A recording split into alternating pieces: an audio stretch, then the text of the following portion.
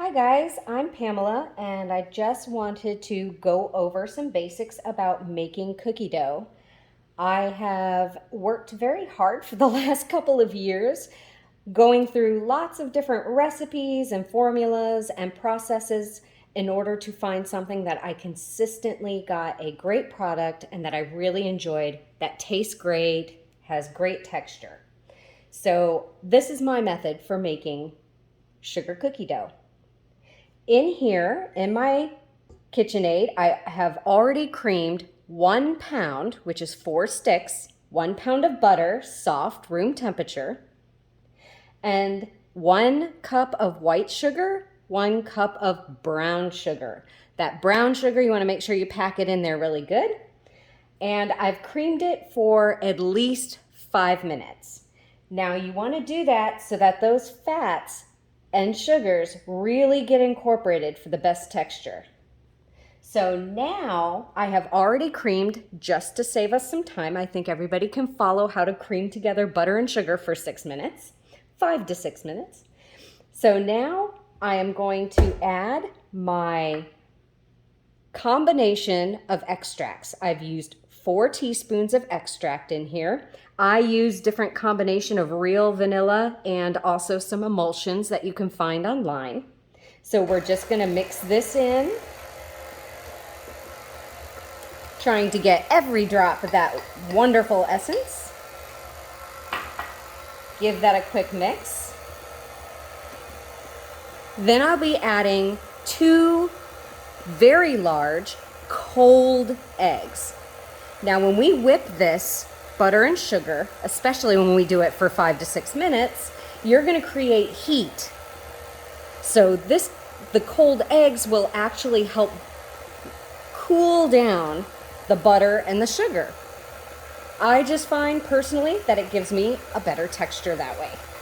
But you want to make sure also to incorporate, because we're taking something cold and adding it to something of a different temperature, you want to do it slowly. That's why you add an egg one at a time. So I'm just going to kick up my speed to medium-low, and I'm going to add 1 egg at a time. You'll know when it's time to add the additional egg when you don't see huge glossy spots inside your butter and sugar. And it looks like all my glossy spots are done. So let me add that other egg, to my butter. Letting it all drip in there. Now, I'm gonna just let that mix for a second while I talk to you guys about your dough. I have had some people at the end of this process have a little bit dry, crumbly dough. That happens for a couple of reasons. One, either your eggs were too small or improper measurement of your flour. So, to get the best measurement on flour, I know flour's very tricky. Do you scoop? Do you weigh it? Do you do a level scoop? Do you shake it? So, here's what I have found. And I actually did a scientific study where I did different methods between sifting, using a whisk, scooping, settling, weighing, and I have found that if you do not have a scale, the scale is always going to be your absolute best way of measuring your ingredients. But if you do not have a scale and you need to do the old-fashioned scoop and level, then my suggestion is use a whisk and fluff up your flour first before you do that. What happens is flour, if you tap it, will compact and settle on itself, making it more dense. Well, if you go to scoop that, sometimes you get too much. So if you fluff it up really, really good, then scoop it and level it off, you'll get a much more accurate result. So I'm lazy. I don't want to have to do too many steps, so I just weigh everything. Now, in this flour, I've weighed my flour, and it's 100 110 grams of flour. Or if you're doing the fluff and scoop method, you're going to use 7.5 cups. Now to this, I have added 3 teaspoons of baking powder and 1 teaspoon of kosher salt. I happen to like kosher salt because when I bite into my final product, I get those little bits of salt on the end of my tongue with the sugar of the cookie. So, but it's up to you. If you don't like, but I'm also somebody who likes tasting sea salt on caramel. So if you're not somebody who's into that, then make sure you use fine salt and you won't ever have that. But I like the kosher salt. It gives it more of a craft taste to me. So now that the eggs and the butter, and we don't have to worry necessarily about how long this is whipping while we're talking here. This is all good and incorporated. So I'm going to turn it off. I'm going to raise it up, and I'm going to scrape down my bowl on my sides here. Scrape down your sides. Make sure that you scrape as much as possible. You want all those little bits incorporated, and you want every ounce of this, every little gram of sugar, really going towards the goal of making the best cookie you can. So you scrape all of that down.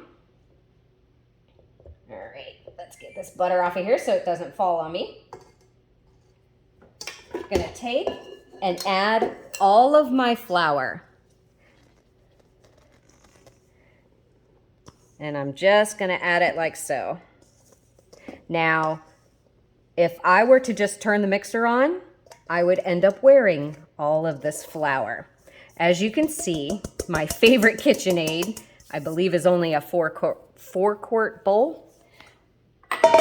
And this probably should take a 6-quart bowl, 6 to 8.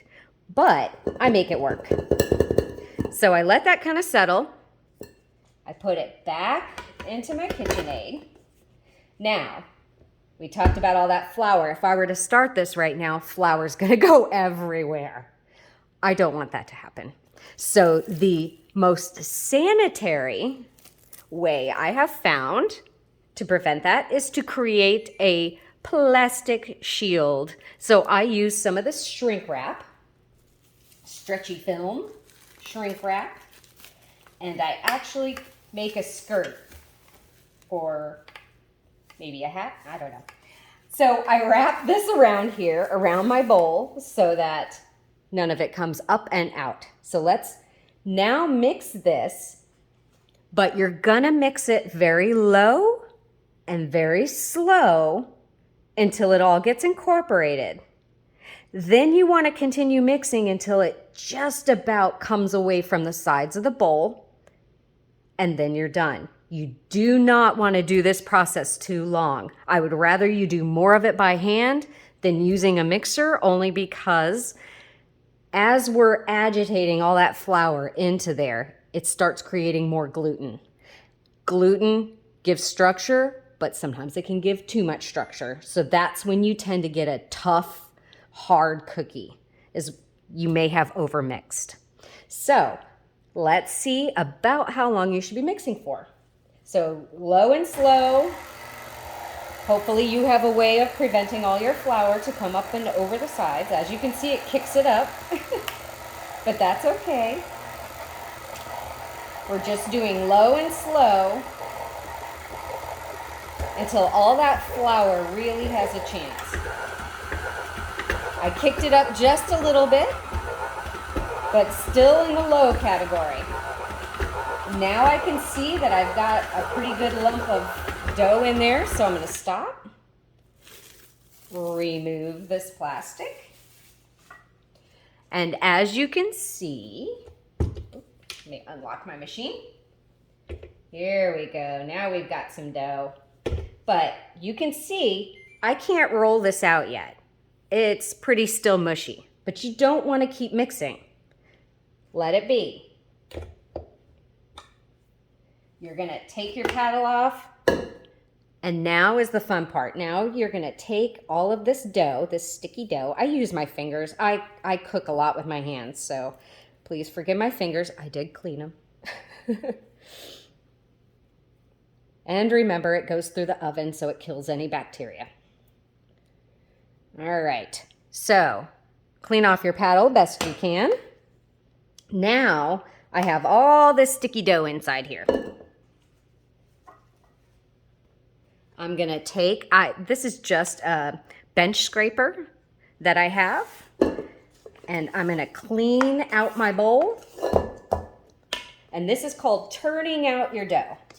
So you're gonna turn it out onto the surface. You do not need flour, any additional flour. Do not add any more flour to this. As you can see, it's still pretty soft. And it's sticky. It's supposed to be. Nothing's worked out yet. So I'm gonna give this a couple of kneads with my hands. And as you can see down here, it is sticking to the table, to the countertop a little bit. That's fine. That is perfectly fine. As it sits and as those fats soak into that flour, they're just not soaked in yet. As they soak in, it becomes less and less sticky, and you certainly will not need any flour to roll this out. So our next step is we're gonna wrap this up. We give it just a couple of kneads with our hands just to make sure we got all those little tidbits incorporated. I scrape off the surface of my counter, any little bits that I have, with one hand. Then I grab another piece of plastic wrap. Let's see if I can do this one-handed. Here we go. I grab another piece of plastic wrap, and we're just gonna wrap up that dough. You just don't want the air to continue getting it because we're actually gonna let this sit. All right. So here we go. Now, wrap this up.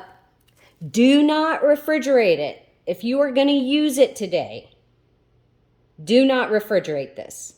Leave it on your counter and let it sit for at least an hour up to 3 hours. This is called aging. This is the process where you're allowing all those fats to soak into the solids, all those sugars we just beat up and all the flavoring we just beat into there. All of that needs time to build the texture you're going to use to roll out. You can't just use it right away. Sure, it might be delicious, but you're not going to get consistent results. You need to let it sit. It develops the best flavor when you sit. It's kind of like eating lasagna when you make it right away, or eating it for leftovers the next day. You can usually taste the flavors better the next day. So same concept. So we're just gonna let this sit for about an hour to 2 hours. Then I roll it out between 2 pieces of parchment paper. No flour. Parchment paper. It's the best method. If when you go to roll it in your parchment paper, after the waiting period, if it's still a tad sticky and wants to stick to your paper, just knead it a few times. That means you just need a little more gluten in there. Go ahead and knead it up. At that point, you can knead it a few more times until it's not as sticky, but do not add more flour. Well, I officially have cookie dough all over my hands and in my ring. So I hope you guys find this helpful. Have a good one.